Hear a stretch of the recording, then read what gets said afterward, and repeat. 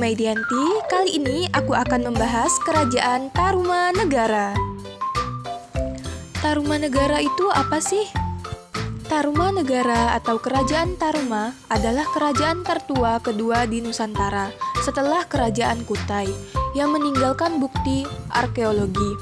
Kerajaan ini pernah berkuasa di wilayah barat Pulau Jawa pada abad ke-5 sampai abad ke-7 Masehi. Kerajaan Tarumanegara didirikan pada tahun berapa sih? Kerajaan Tarumanegara ini didirikan pada tahun 358 oleh Raja Jayasinghawarman. Sumber sejarah dari Kerajaan Tarumanegara sendiri adalah Prasasti Ciarateun, Prasasti Jambu, Prasasti Pasir Awi, Prasasti Kebun Kopi, Prasasti Muara Cianten, Prasasti Tugu, dan Prasasti Cidanghiang.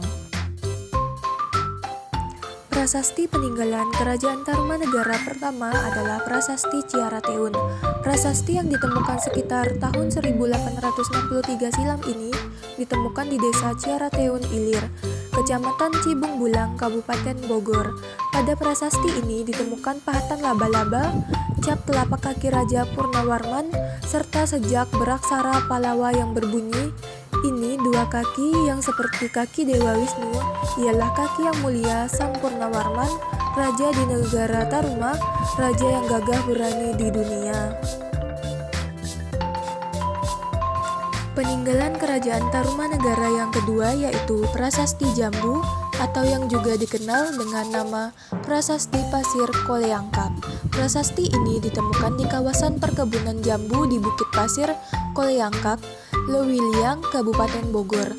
Isi tulisan dalam Prasasti Jambu adalah gagah, mengagumkan, dan jujur terhadap tugasnya adalah pemimpin manusia yang tiada taranya, yang termasyhur Sri Purnawarman yang sekali waktu memerintah di Taruma dan baju jirahnya yang terkenal Warman.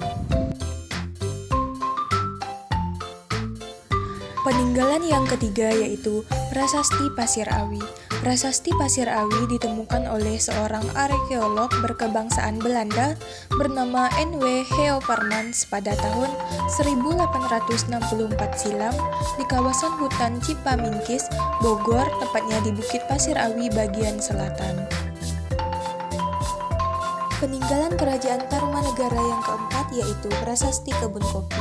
Prasasti Kebun Kopi ditemukan di Desa Ciarateun Ilir, Kecamatan Cibung Bulang, Kabupaten Bogor. Prasasti ini ditemukan pada awal abad 19 oleh Belanda. Prasasti Kebun Kopi juga dituliskan dalam bahasa Sanskerta dengan gambar telapak kaki gajah yang diperkirakan sebagai tunggangan Raja Purnawarman.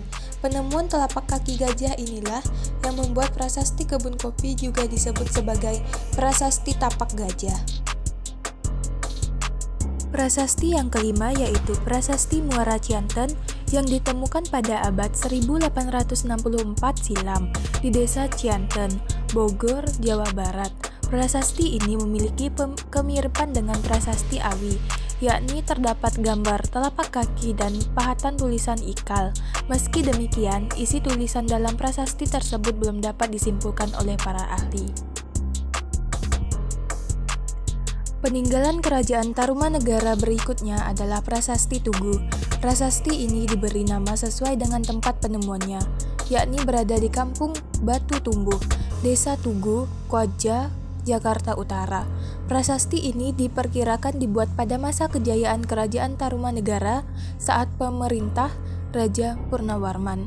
Isi dari Prasasti Tugu adalah penggalian yang dilakukan di Sungai Candrabaga dan Sungai Gomati, Bekasi, yang ditulis dengan huruf Pallawa dan bahasa Sanskerta. Prasasti yang terakhir yaitu Prasasti Cidanghiang atau yang juga dikenal dengan nama Prasasti Munjul. Ditemukan pada 1947 di Kampung Lebak, tepi Sungai Cidanghiang, Kecamatan Muncul, Kabupaten Pedagiang, Banten. Prasasti batu yang ditulis dengan teknik pahat berisi pujian-pujian kepada Raja Purnawarman. Selanjutnya kita akan membahas masa kejayaan Tarumanegara. Kerajaan Tarumanegara mengalami masa keemasan ketika dipimpin oleh Raja Purnawarman, Raja Tarumanegara ketiga. Adapun kepercayaan yang dianut oleh masyarakatnya sendiri adalah agama Hindu yang dianut oleh Sang Raja Purnawarman, sedikit agama Buddha, dan beberapa yang menganut animis dan dinamis. Selanjutnya dalam aktivitas ekonomi, masyarakat mengembangkan perdagangan, pertanian, dan peternakan. Dalam perdagangan, menurut catatan Fahin Musafir Cina, masyarakat Tarumanegara melakukan perdagangan beras dan kayu jati. Lalu dalam pertanian, dalam prasasti Tugu yang menjelaskan panggilan sungai Candrabaga yang disuruh oleh Raja Purnawarman sendiri ialah untuk pengairan persawahan. Selain itu, dalam peternakan, masyarakat sendiri sudah mengembangkan peternakan seperti sapi, seperti yang dijelaskan dalam prasasti Tugu bahwa Raja Purnawarman sendiri telah menyumbang 1000 ekor sapi kepada Brahmana. Selanjutnya yaitu masa keruntuhan Kerajaan Tarumanegara. Kerajaan Tarumanegara sendiri telah mengalami kemunduran ketika dipimpin oleh Raja Sundawarman. Hal tersebut terjadi karena sang raja tidak peduli terhadap masalah-masalah dalam kerajaan bawahannya. Lalu muncul kerajaan baru yang bernama Kerajaan Galuh yang didirikan oleh cucu Raja ke-8. Wilayah Kerajaan Galuh sendiri awalnya adalah wilayah Kerajaan Tarumanegara. Selanjutnya, Raja ke-12, yaitu Raja Linggawarman, tidak memiliki pewaris karena hanya memiliki 2 putri, dan Kerajaan Tarumanegara runtuh pada abad ke-7 karena diserang oleh Kerajaan Sriwijaya. Sekian penjelasan dari saya tentang Kerajaan Tarumanegara.